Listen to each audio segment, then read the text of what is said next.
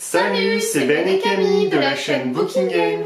Aujourd'hui on se retrouve pour l'unboxing de la box Exploratologie du mois d'avril sur le thème le Grand Nord canadien. C'est ça. Du coup, alors on va découvrir ça, sachant que c'était dans quelle box qu'on avait eu les boîtes Sogame enfin dans l'Exploratologie, mais dans celle de quel mois? C'était pas janvier, je crois. Il me semble que c'était janvier. Janvier? Je crois qu'il était avec K, non? Oui, c'était avec K, donc ça je crois que c'était janvier. Ouais. Si c'est ça, même qu'en fait, il voulait commencer sur les chapeaux de roue avec un thème, je sais plus trop quoi. Enfin, extrêmement joyeux. On rentrait dedans, tout ça. Oui. Alors, du coup, hop là, elle est sauvage la box.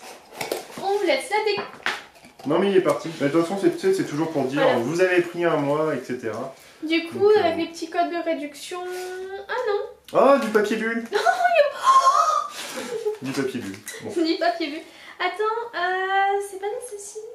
Bah c'est pas grave, de toute façon, c'est juste on a pris en fait le bonheur de lecture, on prend mois par mois parce que bon, peut-être des fois il y aura peut-être un thème qui ne nous pas, donc ouais. Bon, commençons. Alors, Blueberry Tea, thé au bleuet. C'est plutôt pas mal, hein. C'est dans un petit sachet et tout. Ah ouais. Genre, enfin, je peux l'ouvrir ou ça... on va le sentir en vidéo. Ah ouais. Ça sent la myrtille, mais vraiment...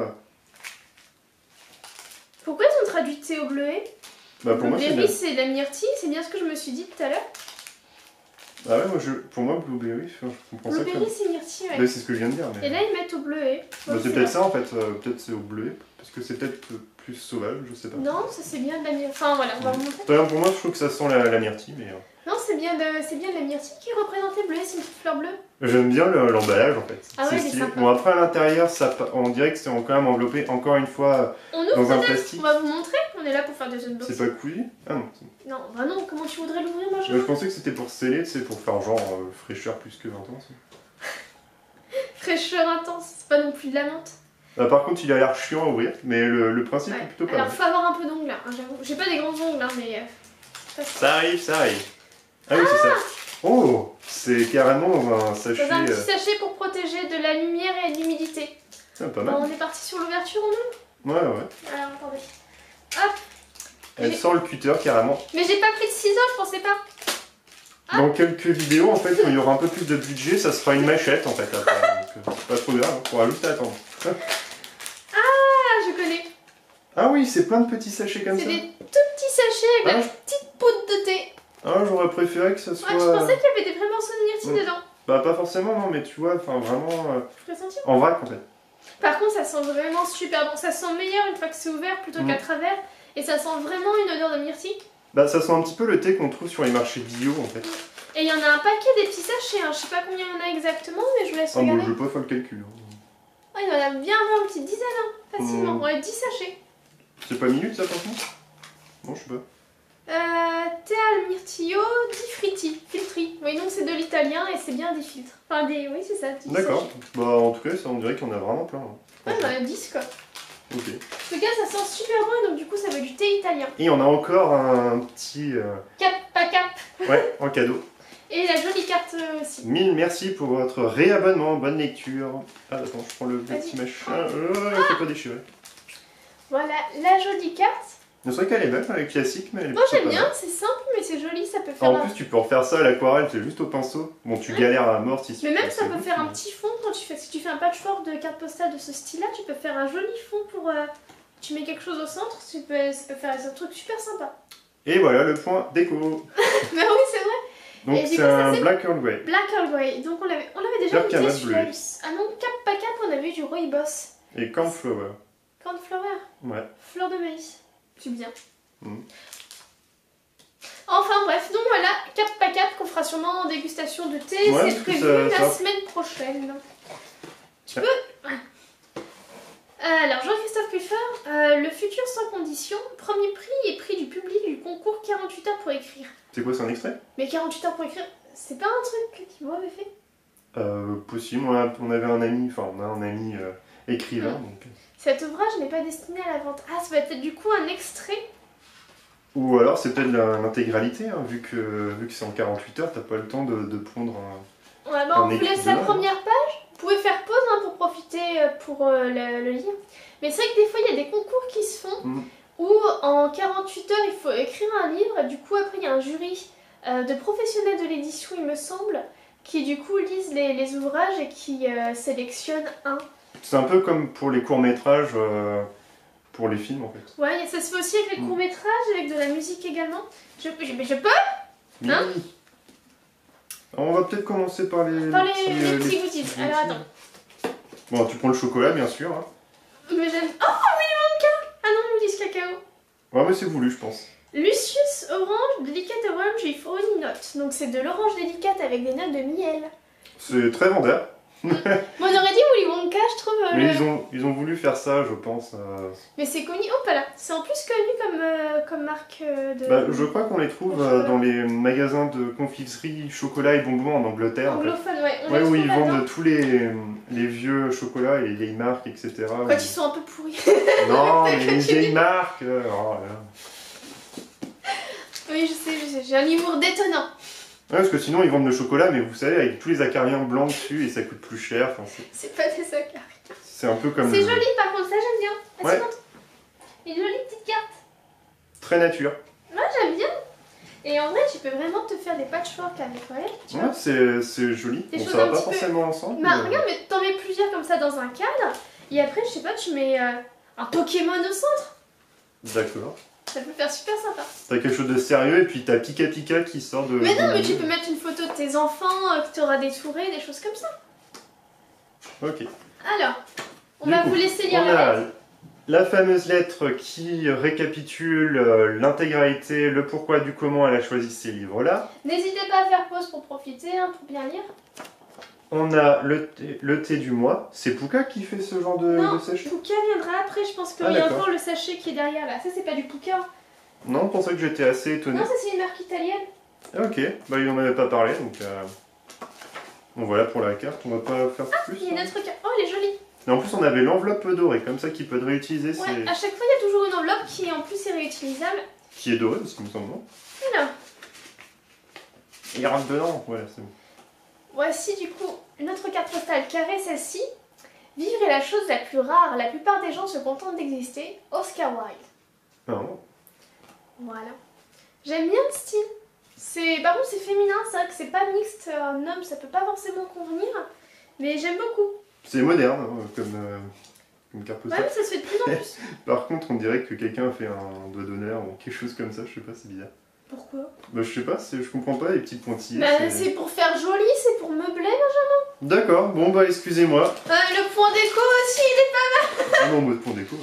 pas... Alors, Et on a un petit sachet. On va commencer par le livre de poche parce qu'il me semble que ça va être le livre de poche celui-ci. la petite ficelle. Merci. J'aime bien leur scotch argenté, je trouve ça Oui, rigolo. bah, c'est du masking tape, quoi. Ah ouais. Ça enlève le mythe. Tout de suite. Bah ouais. Attends, il y a des... Allez, prends le sachet, Il c'est y a toi. d'autres petites bêtises avant. Allez, vas-y. Ouais, j'en ai pris deux. Ah, mais Alors. c'est pas deux Pouka en fait, on a un Pouka. Alors, on a un Pouka. Alors, j'adore la couleur comme ça, turquoise, avec un peu de fuchsia, j'adore. Et du coup, c'est Mint with Fresh. Alors, c'est de la menthe poivrée d'été, du fenouil et de la rose. Alors, en fait, Pouka, c'est une marque de thé britannique, il me semble, qui font des tisanes et des thés aux vertus ayurvédiques, ou ayurvédiques, prononciation, voilà. J'ai toujours vu écrit, j'avais entendu prononcer, parce que c'est imprononçable. Et du coup, en fait, c'est selon les principes hindouistes, en fait, les chakras, l'équilibre des forces dans le corps, etc. C'est voilà, c'est leur principe. C'est pas mauvais comme thé, mais on fera une dégustation. Ils disent que c'est bon pour le corps et c'est ayurvédique. Ayurvédique, je crois qu'il y en a l'air quelque part, non? C'est écrit ici. Alors je sais pas si ça fera le focus, hein. Peut-être ça fera une autocensure, je sais pas. Alors là, on a Nyesnati, Naturally for the Best, donc ça va être des thés nature, du thé de Ceylan.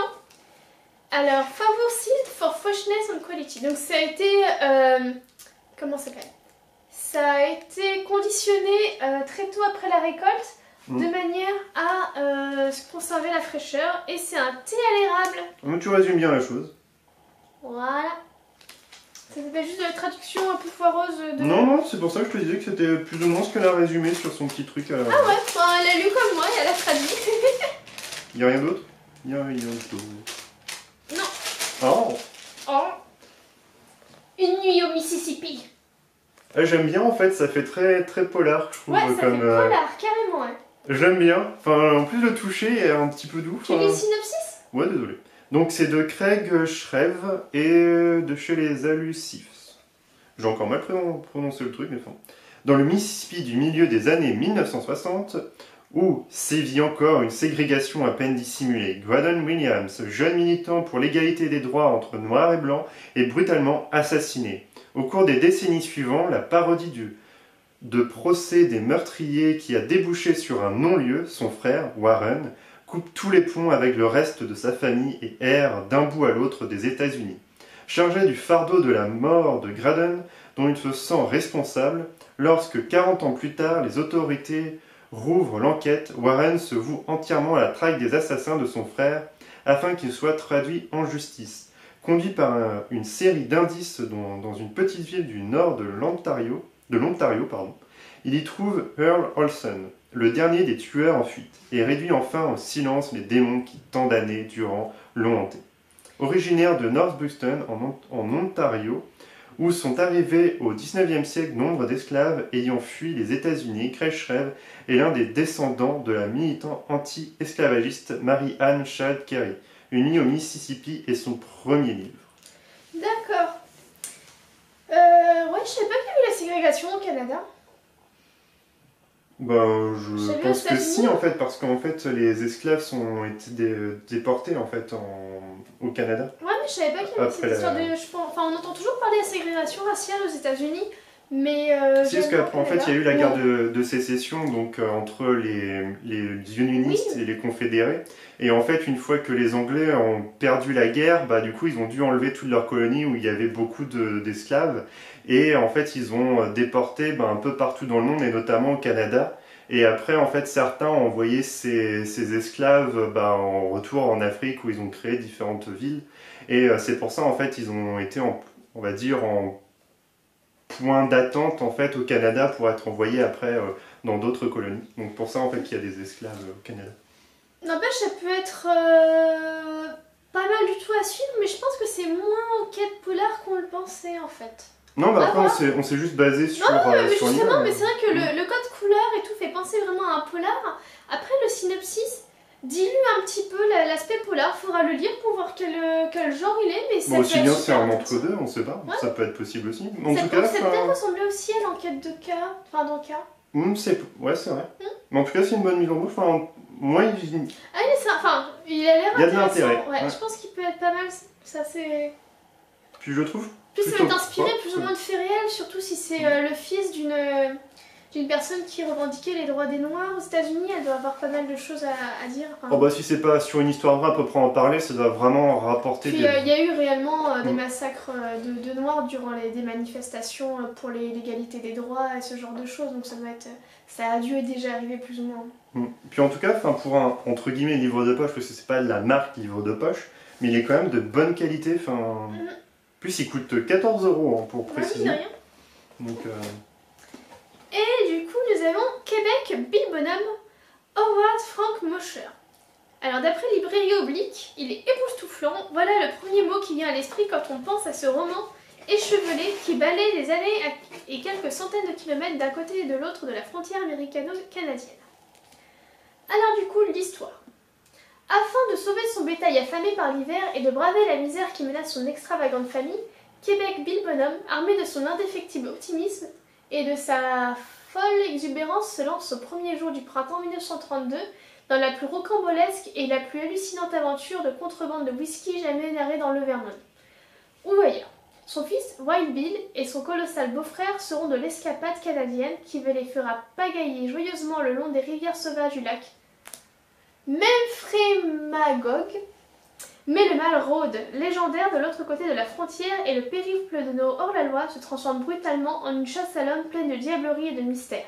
Le carcajou est à leur trousse, la cruauté s'invite, l'hilarité aussi, et Québec Bill Bonhomme, roman de l'aberration et de l'excentricité et de l'exception qui ne confirme aucune règle, se déchaîne. Le synopsis, c'est pas facile à lire, hein, très honnêtement. Je voulais jeter un petit coup d'œil. C'est ce que j'étais en train de me dire, ouais. Mais voilà, donc en gros, il décide de faire la contrebande de whisky, part au Canada. Il y aura peut-être un peu de fantastique. C'est pas mal parce que enfin en fait la couverture c'est des bouteilles de whisky. Whisky, très certainement. Whisky, oui. Et ça fait un petit pain. C'est pas des pains? C'est pas pour oui, faire ça un fait arbre. des pains, exact, autant pour moi, ça fait des pains. C'est rigolo, c'est bien trouvé. Ça peut même, on peut même le comparer un petit peu au motif qu'il y avait sur la carte postale, tu sais, bleue en turquoise qui rapporte, enfin tu sais, cet effet où ça fait des petits losanges à la suite. Là, voilà. Moi je trouve que ça fait un peu plus ou moins ça en fait en termes de dessin. Mais ouais, ça a l'air rigolo. C'est tout un programme, on va ouais. dire. Époustouflant, oui, c'est vrai. Le synopsis m'a époustouflé, j'avoue.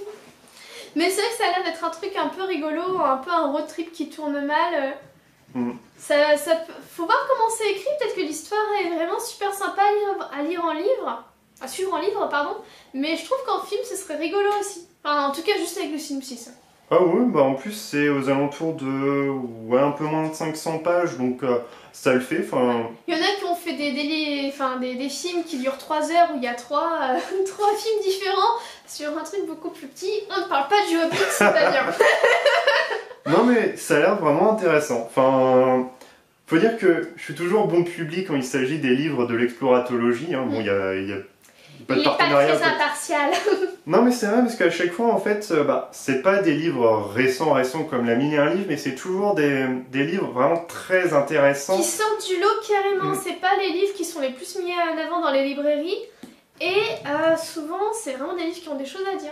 Ouais, j'ai jamais été déçu parce que en fait ça a toujours répondu au principe de la littérature, c'est-à-dire qu'il t'a toujours apporté quelque chose et moi j'ai toujours reçu en fait un apport soit en connaissance, soit en intrigue, ça m'a apporté pas mal de choses, tandis que certains bouquins sont quand même très bien, un peu comme l'Archipel par exemple, qu'on avait présenté en review. C'était très bien, mais après ça m'a pas apporté grand-chose. Par contre, c'était une bonne lecture. Tandis que là, je trouve que ça a de l'intérêt, ça apporte un vent de fraîcheur. C'est des livres qui vont un peu au-delà aussi, peut-être parce que c'est... Par exemple, l'Archipel, c'est du young adult. Là, on est vraiment sur des livres d'adultes. Genre Flora Banks, c'était aussi du young adult et pourtant c'était très intéressant. Je pense un peu à mi-chemin entre les deux. Ouais, c'est vrai. Mais en tout cas, on espère que cette vidéo vous aura plu. N'hésitez pas à lâcher un maximum de pouces bleus, à vous abonner à la chaîne, à partager la vidéo, à mettre un petit commentaire, on sera un plaisir de vous répondre. Et puis on se retrouve dans une prochaine vidéo. Salut.